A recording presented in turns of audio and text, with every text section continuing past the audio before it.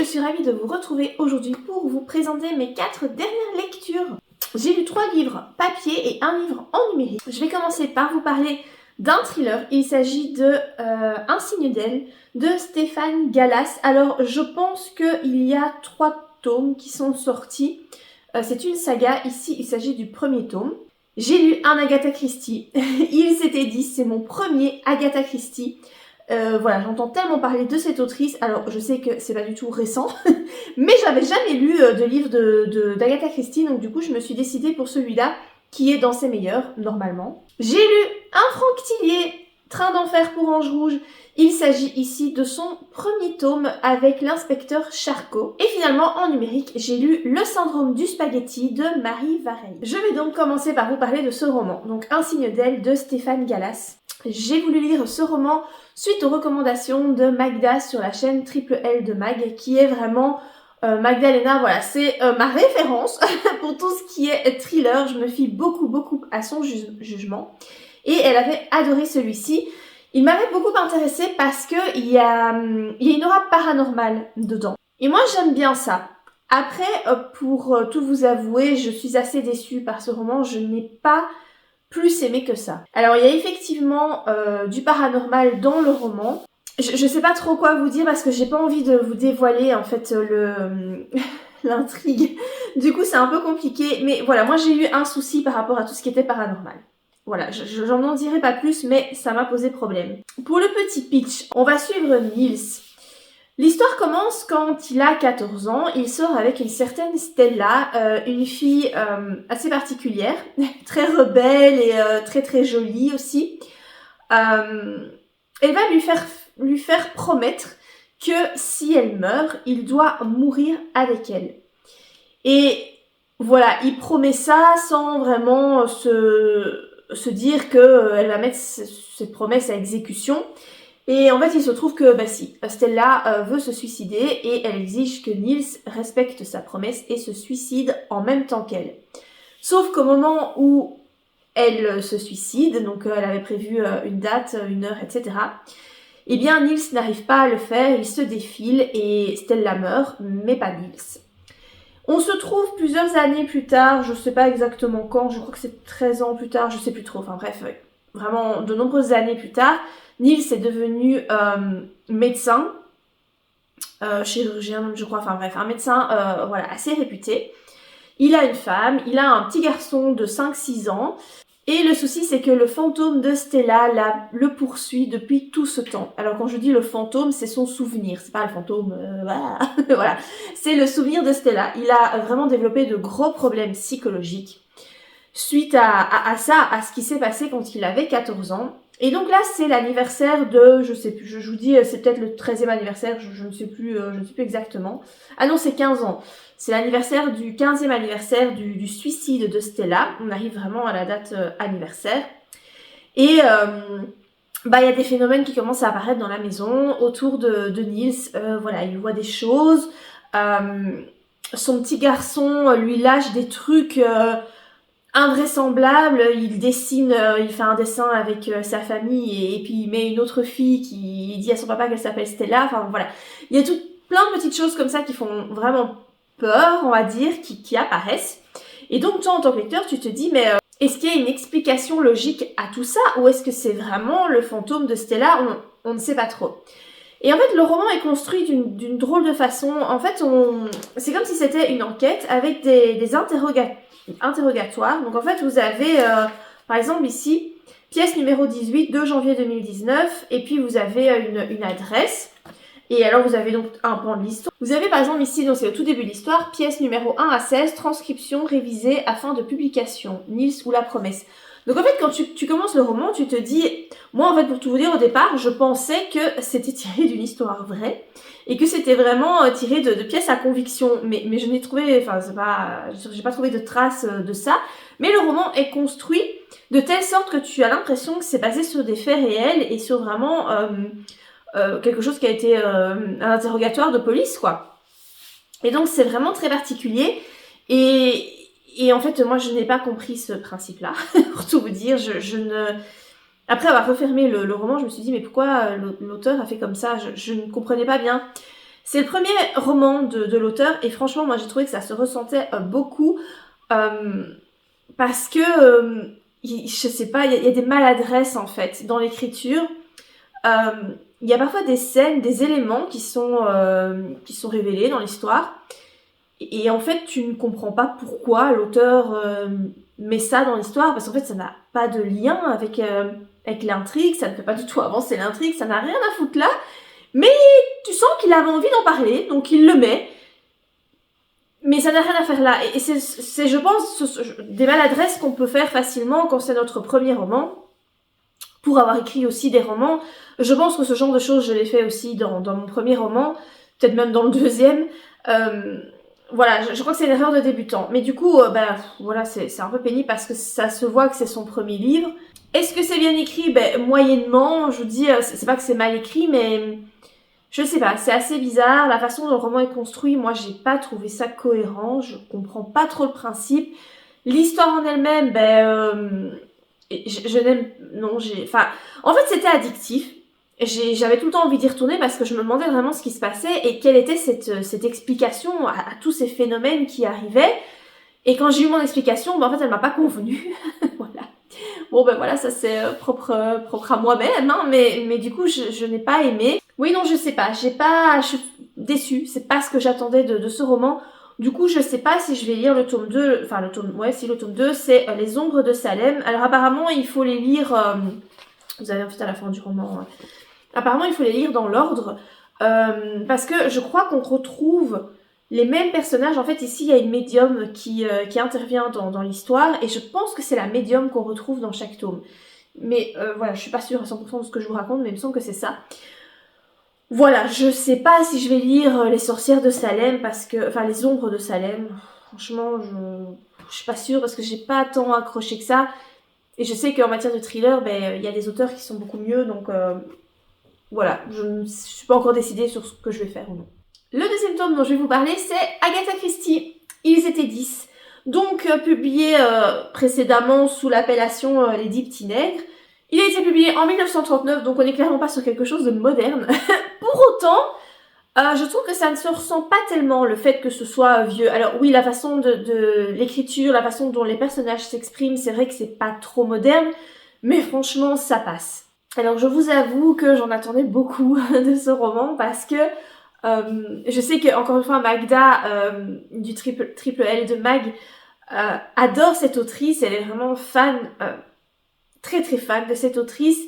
J'ai déjà vu que d'autres booktubeuses en parlaient énormément. Je sais qu'il y a Petite Lectrice, même si je ne la suis plus, mais je l'ai suivie pendant tout un temps.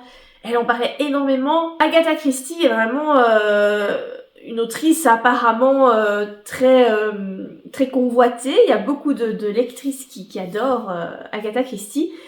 Et voilà, je me suis dit, mais t'en as jamais lu, tu rates sans doute quelque chose de grandiose, donc vas-y quoi. Et je me suis décidée pour celui-là parce que c'est un de ses meilleurs, apparemment. Et en fait, je suis hyper déçue. Je m'attendais pas à ça. Enfin, j'attendais mieux, quoi. J'attendais vraiment mieux. Et là, en refermant le roman, je me suis dit... oui, c'est pas mal, mais après, il y a tellement mieux qui a été publié depuis. Alors peut-être que c'est parce que c'est la pionnière, peut-être que c'est... Oui, c'est parce que c'est la première vraiment à avoir écrit comme ça des romans policiers. J'en sais rien, je comprends pas l'engouement. Voilà. Peut-être qu'il faudrait que j'en lise un autre, genre Le Crime de l'Orient Express, apparemment il est très bien. Faudrait peut-être que j'en découvre un autre. Je n'en sais rien. Ici, voilà, si vous connaissez pas le pitch de l'histoire, moi je le connaissais pas, j'avais même pas lu le résumé avant de me lancer dans la lecture. Vous avez 10 personnes qui reçoivent une lettre les invitant à se rendre sur une île bien précise, l'île du soldat, je crois que c'est ça, l'île du soldat. Et voilà, c'est quelqu'un, une de leurs connaissances, qui les invite à se rendre là-bas. Ces 10 personnes ne se connaissent pas. Elles débarquent sur l'île et puis il y a dans la soirée, il y a un premier meurtre, et puis un deuxième, et puis un troisième, etc. Le roman est basé sur une comptine, la comptine des 10 soldats, je pense. De base, c'était la comptine des 10 petits nègres. Et bon, ils ont changé ça parce que, voilà, ça n'est plus très correct à notre époque d'utiliser ce terme, hein. Donc, ils ont changé la comptine dans le roman, donc dans la nouvelle version. Et donc cette fameuse comptine, il y a à chaque fois un soldat qui meurt et d'une certaine façon, et en fait ils se rendent compte que dès qu'il y a un nouveau meurtre, c'est lié à cette comptine. Voilà, et donc, qui est le meurtrier? Comment ça se fait qu'ils crèvent tous? Voilà. Ça se lit très très vite, hein. Voilà, il y a vraiment pas beaucoup de pages, hein. C'est genre, il y a 280 pages, c'est hyper fluide, ça se lit vraiment hyper vite. L'intrigue, je présume qu'elle était bien ficelée. Bon, moi je n'ai pas su qui était le meurtrier jusqu'à la fin du roman, donc ça, ok. Après, voilà, disons que les personnages, tu t'y attaches pas du tout. Moi, je me suis attachée à aucun personnage. Moi, en gros, je m'en foutais qui allait mourir, qui allait être le prochain sur la liste. Je m'en fous. Les personnages sont pas bien construits, quoi. C'est pas une analyse dans la profondeur. J'ai pas retrouvé ce que moi j'aime dans les romans. Moi, j'aime bien quand ce sont des personnages vraiment bien construits, bien recherchés, bien travaillés.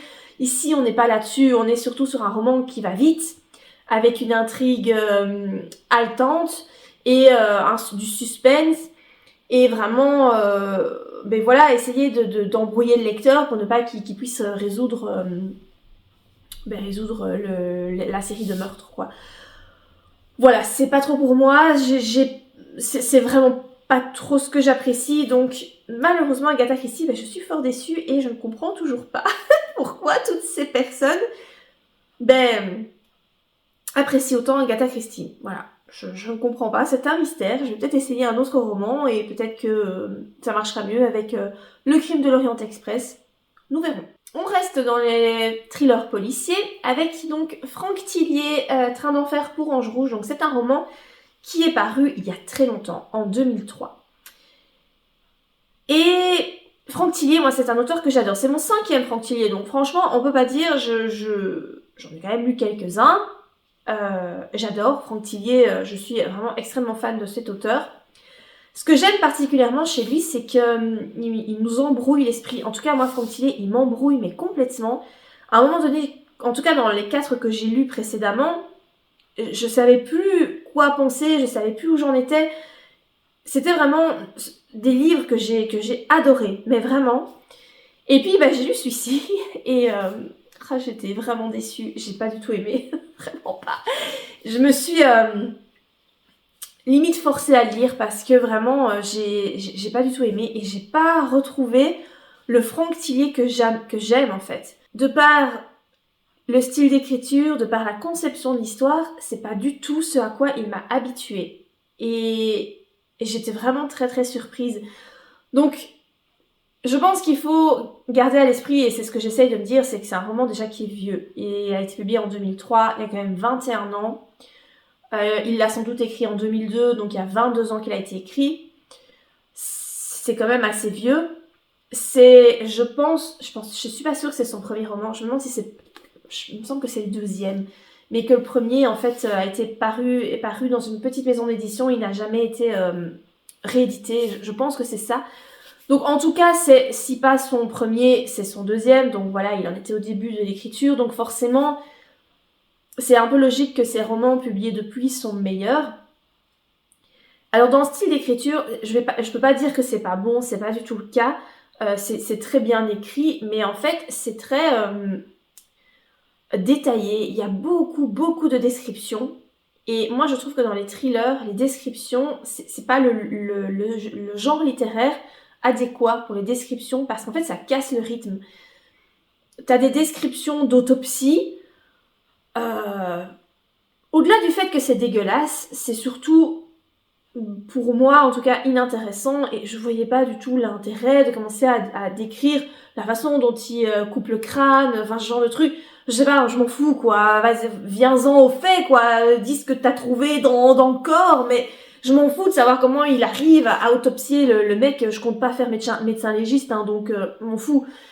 Il y a beaucoup de descriptions comme ça, beaucoup de phrases très bien construites, très belles. En fait, c'est très littéraire, mais encore une fois, j'aime bien, mais pas pour un thriller. Je sais pas, j'ai eu du mal avec ce style d'écriture et le genre littéraire. Dans les romans que j'ai lus de Franck Tillier, les 4 autres, c'était donc Rêver et alors la saga du manuscrit inachevé, donc c'est 3 tomes. C'est pas comme ça, t'as pas des figures de style. c'est vraiment très différent et du coup c'est très rythmé et ces romans-là m'ont vraiment tenu en haleine. Ici il y a un souci de rythme pour moi, du coup. Par rapport à l'histoire, je pense que Franck Tillier avait vraiment une idée en tête. Il avait envie d'écrire un roman très très noir, du fait que c'était sans doute son premier ou deuxième. Et effectivement, on va très loin dans le glauque. Hein. Alors des trucs glauques, j'en ai déjà lu pas mal. Mais ici, je sais pas, j'ai rien aimé. Ici, on est vraiment dans le milieu du BDSM, donc bondage, domination et sadomasochisme. J'ai eu une période où j'ai lu des romans comme ça, mais c'était des romans érotiques. Voilà, ici, c'est un thriller, hein, donc on n'est pas du tout dans le même état d'esprit. Donc on va vraiment, voilà, naviguer dans ce milieu-là qui est très glauque, très malsain et voilà, dont je n'ai pas trop, enfin, je n'ai pas beaucoup d'affinité avec ce milieu-là. Je vous apprends quelque chose, hein, mais bon, voilà, moi je n'aime pas trop ça. À la limite, ça, c'est pas encore ce qui m'a dérangé le plus. Ici, comme je vous l'ai dit, c'est un roman qui a été sans doute écrit en 2002. On était au tout début d'Internet. Et en fait, Franck Tillier, Internet a beaucoup d'importance dans ce roman, l'informatique a beaucoup d'importance, sauf qu'il y a 22 ans. Et en 22 ans, tout ce qui est informatique, c'est plus du tout comme à l'époque. Donc déjà, ils avaient des portables, des GSM, mais ils faisaient pas de photos, ils avaient pas Internet sur leur GSM, et donc du coup, tu retrouves pas tout ça dans ce roman.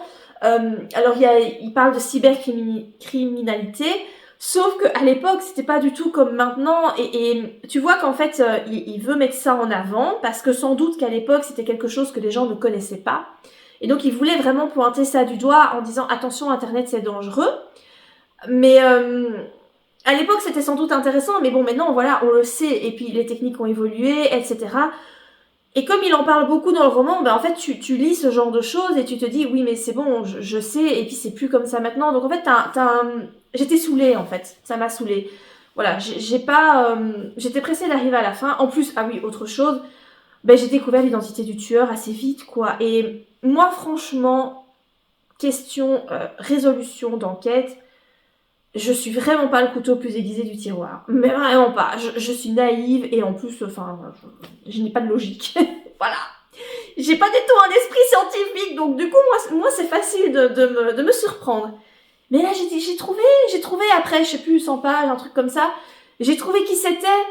Pour moi, c'était tellement évident. Et donc, du coup, en fait, j'étais tellement déçue d'avoir trouvé. Je me suis dit, non. Voilà, c'est une déception. Vraiment. J'ai été voir un petit peu des avis parce que je me suis dit, non, c'est le premier Charcot et j'aime pas, qu'est-ce que je fais, quoi.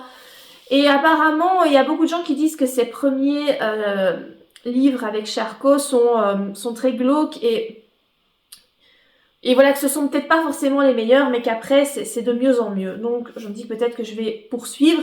Mais bon, je sais que voilà, le deuxième tome de la saga, il va certainement pas encore être top, en tout cas selon mes critères à moi. Donc c'est un peu compliqué de te dire que tu vas commencer à lire un roman, mais il y a de fortes chances pour que tu l'aimes pas trop. T'as déjà pas envie de commencer, quoi, donc c'est compliqué. Mais je vais sans doute lire quand même le tome 2, hein. Je crois que je vais pas abandonner, je vais essayer de poursuivre pour vraiment découvrir Charcot. L'inspecteur en lui-même ne m'a pas... c'est pas que je l'aime, c'est pas que je l'aime pas, je m'en fous. Voilà, j'ai pas ressenti grand chose par rapport à ce personnage. Ici, donc comme je vous ai dit, on est dans quelque chose de très glauque, hein. Je vous ai même pas parlé du pitch, hein, voilà. En fait, il y a une femme qui est retrouvée décapitée, avec le corps vraiment mutilé, etc. On comprend qu'elle a été torturée pendant plusieurs heures et voilà, c'est très glauque, c'est très dégueulasse. Et puis il y a d'autres corps de femmes qui vont être retrouvés dans le même style. Et donc on a vraiment affaire à un gros psychopathe. Et voilà, et à côté de ça, il y a la femme de Charcot qui a disparu depuis 6 mois. Aucune nouvelle d'elle, il sait pas du tout où elle est et voilà. Tu as ces deux enquêtes, si tu veux, dans le roman. Voilà pour ce roman. Je sais pas ce que je peux vous en dire de plus. Si vous avez lu, si vous aimez Franck Tillier, que vous avez lu ce tome 1 dans la saga Charcot, je serais intéressée de connaître votre opinion. Est-ce que vous l'avez aimé ou est-ce que, comme moi, vous l'avez trouvé très en dessous de ce que Franck Tillier est capable de faire ? Après, je dis pas que l'enquête est mauvaise, je pense qu'elle est pas mauvaise, mais c'est pas ce que moi j'apprécie, donc voilà. Je vais maintenant vous parler du dernier roman de Mary Varey que j'ai lu. Il s'agit du syndrome du spaghetti. Mary Varey, j'ai lu presque tous ses romans, je crois. Je crois que je les ai presque lus, j'en ai lu 4. Je crois que j'en ai lu 4 de cette autrice. Et franchement, je les ai tous aimés. Celui-ci, je l'ai également aimé. Alors, c'est pas mon préféré. Mon préféré reste quand même Ainsi gèlent les bulles de savon. C'est celui-là que j'ai préféré. Mais j'ai adoré ce roman. Au départ, je vous avoue que j'avais un petit peu peur parce qu'en fait, dans ce roman, on va suivre une adolescente, donc elle a 16 ans, et elle évolue dans le milieu du basket. Donc en fait, elle est très très bonne en basket et elle a comme objectif de vie d'intégrer la NBA, mais pour les femmes, donc de vraiment en faire son métier, hein, d'être basketteuse professionnelle. Et c'est vrai que quand j'ai commencé à lire ça, je me suis dit, oh là là, ça va pas le faire parce que moi je déteste le sport, je n'aime aucun sport, ça m'intéresse tellement pas. Et en plus, ici, c'était une adolescente de 16 ans, donc moi, les romans avec des adolescents, bof. Donc je me suis dit, waouh, ça va être compliqué. Et en fait, pour finir, j'ai apprécié ma lecture et j'ai même été émue à un certain moment de l'histoire, vers la fin. Il y a une certaine scène qui m'a franchement émue et j'ai trouvé ça assez sympa. On va suivre donc Léa, qui a donc la vie devant elle, qui tout lui sourit. Bon, à l'école, elle est pas forte, mais voilà, comme je dis, elle fait du basket, elle est très très bonne et elle aimerait bien aller dans une école exprès pour ça, pour les basketteurs professionnels. Son papa est coach, c'est lui qui l'entraîne. Et en fait, un jour, son papa décède d'une crise cardiaque. Enfin voilà, c'est du jour au lendemain, comme ça, il décède. C'est très dur pour elle parce que son père, vraiment, elle l'aimait plus que tout. Elle avait beaucoup plus d'affinité avec son papa qu'avec sa maman. Donc son monde s'effondre. Et donc, vu que son papa décède comme ça de façon assez subite, son papa est jeune, il a genre 35 ans, il y a des analyses qui vont être faites, des examens pour déterminer ce qui a causé sa mort, et il se trouve qu'il est atteint d'une maladie. La maladie, je pense que c'est le syndrome de Marfan, il me semble, si j'ai bien retenu, ça doit être un truc comme ça, qui est une maladie héréditaire. Du coup, Léa et sa jeune sœur doivent faire les analyses, et c'est pas de bol, elles sont atteintes toutes les deux de cette malformation. Ce qui fait que Léa ne peut plus jouer au basket. C'est interdit parce que sa vie est mise en danger. En fait, c'est une maladie qui provoque toutes sortes de choses, mais entre autres des soucis au niveau du cœur.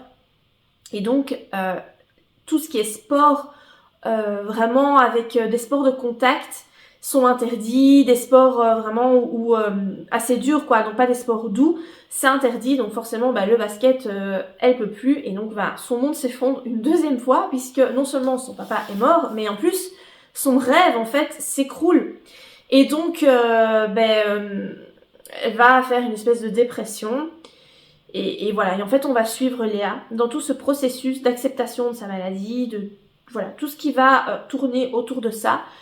J'ai trouvé ça fort intéressant et très bien écrit. Franchement, Mary Varey, je trouve qu'au niveau des émotions, de la retranscription comme ça, de ce que peuvent ressentir les gens, elle est très très forte. Et le fait que ce soit une adolescente, alors forcément, parfois elle a des réactions, moi je me dis, mais t'es bête quoi.